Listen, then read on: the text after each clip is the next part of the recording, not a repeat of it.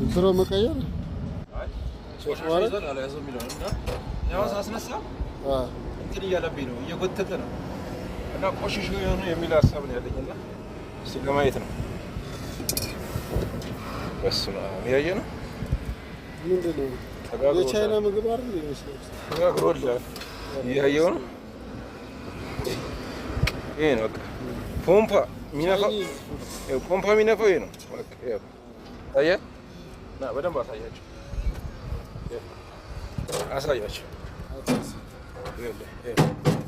ዝቃጭ ነው እንዳለ ውስጥ ነው የሞላው። ከዛ ምንድን ነው የምታደርገው? ፊልትሮን ትቀይራለህ።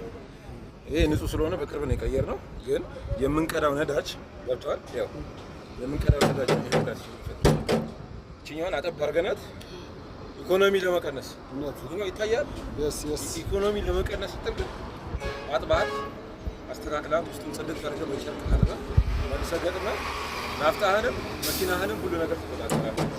እነዚህ ፖምፓ ላይ ከገቡ ይኸውልህ በአይን ማይታዩ ናቸው። እነዚህ እንግዲህ አሁን ለምንድን ነው የፈታሁት? ሲያስነሳው ይጎተታል እያለ ነው የሚነሳው። ያ ደግሞ ችግሩ ምንድን ነው? እዚህ ጋር ነው በቃ ይኸውልህ ስቦ የቆሻሻ እንደምታዩት ነው። እና እየተቀላቀለ የሚመጣ ናፍጣ ስላለ ተጠንቀቁ። አሁን ምን እናደርጋለን?